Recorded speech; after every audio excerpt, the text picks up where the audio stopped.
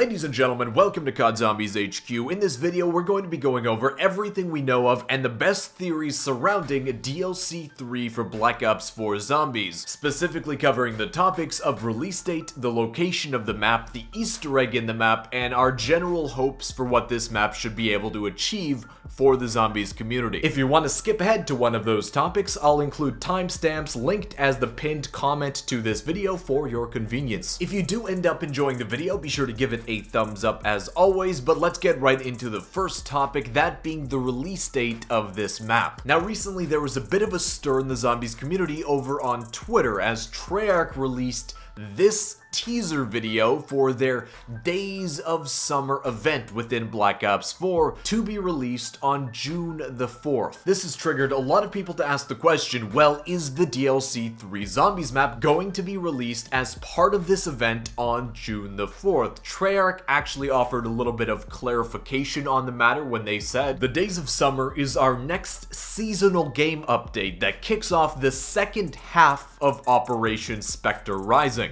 Our fifth operation is planned to launch in July, and it's part of this fifth operation that we expect DLC 3 to be released on, so they're doing this Days of Summer as a seasonal game event and not part of the grander operation, which leads us to believe that DLC 3 will be released in July and not in June. However, I do think it's possible that Zombies will be getting something significant as part of this Days of Summer update. I'm hoping and praying that that something will finally be Zombies factions, which Treyarch in the past has teased to be releasing as part of this operation. It seems like midway through would be the perfect time to do that, but then again, this is Zombies factions we're talking about, which we've always been talking about since before the release of Black Ops 4. Who knows if it's actually ever going to come out. Alright, with our release window out of the way, let's move on to our second main topic, that being the location or the setting of the DLC 3 map. Now, early into the release of Black Ops 4, some leaks began to spill out about the possible location of the first DLC Aether map within Black Ops 4 Zombies, and that being the idea that the map would be based around a remake of Nuketown from Black Ops 2 Zombies. That we would be heading to a reimagined Nuketown map for this DLC where we'd have access to long rumored things like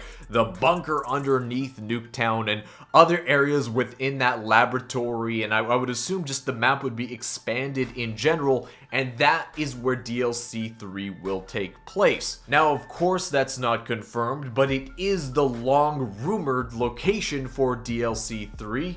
In terms of how I feel about that, I would be kind of disappointed, man. I want to see a new location here in the Aether universe. We haven't seen a genuinely totally new location in this storyline since Gorod freaking Krovy, DLC 3 of Black Ops 3. I mean, everything else since then in Aether has been just reimagined or straight up remakes of maps we've gotten in the past. I'm hoping Treyarch can use their creative brain cells and make something totally new for DLC 3, but if the leaks are to be believed, it's going to be a reimagined Nuketown. And moving on to our third major topic, and that is the plot, the main Easter egg surrounding this map itself. Now, we kind of know how these last two DLCs are going to go, don't we? This map, DLC 3, is going to be the setup map. It's going to tie up all the loose ends, the things that the crew needs to accomplish before they're able to engage in the great battle with Dr. Monty. So in DLC 3, we can theorize that a couple things need to happen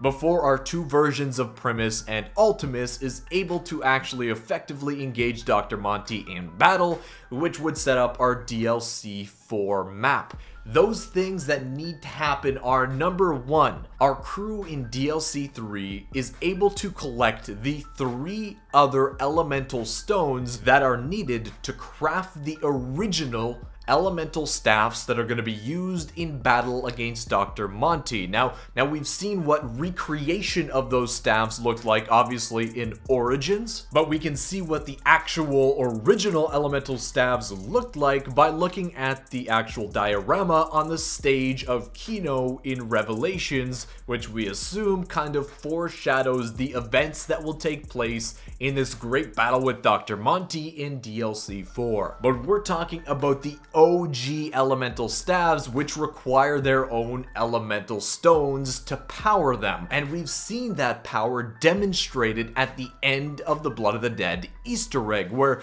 the Primus Richtofen that emerges from his hibernating cocoon is in possession of the Firestone. And we can assume that setting up the great battle, the other 3 stones we assume will make an appearance in DLC 3 in preparation for the fight itself. Now in prior videos, I've theorized that those other 3 stones will be in the possession of the 3 other original members of Primus that we didn't see in the Blood of the Dead cutscene. Remember, in that cutscene, we had what we've taken to calling Great War Richtofen emerge from his cryopod with the Firestone, which leads us to believe that the other 3 members of Primus might be in cryopods in a different location, possibly in the labs underneath Nuketown, and they have in their possession the other 3 elemental stones. So to wrap up, it seems to me the most likely plot for DLC 3 would be that one of the 2 crews we know that are active in the Zombies storyline, that would be the Primus crew that we played as in Blood of the Dead, that now has Great War Richtofen as part of them rather than their OG Richtofen, which he was the nicest one. And of course we have the Ultimus crew that was saved from Classified. Either one of those 2 crews will be tasked with awakening the other 3 members of Great War Primus,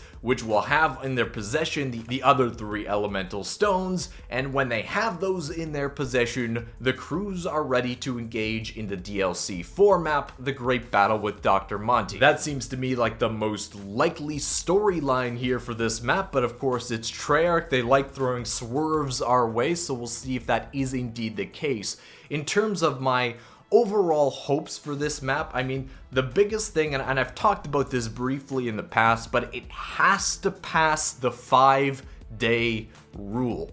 Every single map, maybe besides Spaceland for Infinite Warfare, but every other map released by every other Zombies developer, including Treyarch, that hasn't been Aether, so basically since Revelations, I think, has not survived the 5-day rule in the community. Basically, mostly on YouTube, every single map, once it's released, you'll see content on it for about 5 days. Within that time, the main Easter egg will be solved. People will basically just lose interest and there'll be no content to make on the map after 5 days. The depth in terms of the maps themselves just hasn't been there, and they've died out in terms of all the interest and hype after 5 days. Now, we haven't seen a new Aether map released by Treyarch that hasn't passed that 5-day rule. Revelations obviously passed it. Classified and Blood of the Dead were main drivers of interest for Black Ops 4 on release. The 2 Chaos DLC maps we've had as DLC 1 and 2 for Black Ops 4 straight up died in terms of interest after 5 days. They failed the challenge, but here's hoping that Treyarch can add enough depth to this DLC 3 map that people will remain interested in it for longer than 5 days. If it can do that, in my eyes, that's a success, as no other map besides the Aether storyline has been able to do that for a very, very long time. And the second major factor, which I'm very hopeful about because it hasn't been talked about in quite a long time, is the actual stability of the Easter egg and map upon release. Now, obviously, if you guys remember back to the release of Black Ops 4, especially the Aether maps themselves, they were some of the most unstable, buggy, crashing messes that we've ever seen in a Zombies mode.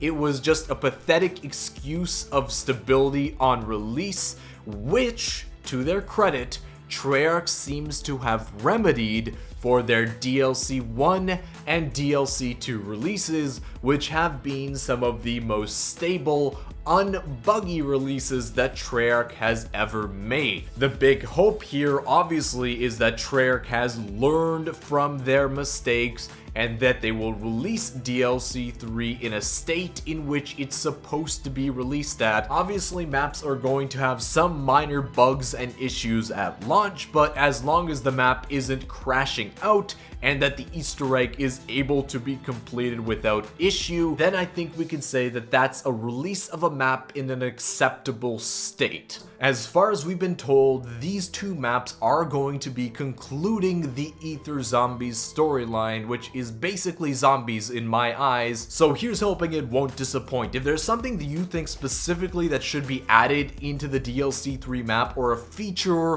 or a story element that you'd like to see, definitely let me know down in the comments. I read each and every single one, but I want to thank you so much for watching the video. If you enjoyed it, be sure to hit that thumbs up button down below. Subscribe to the channel if you haven't already for more great zombies content to come. I want to thank you again for watching, and I'll see you with another zombies video sometime soon. Peace out.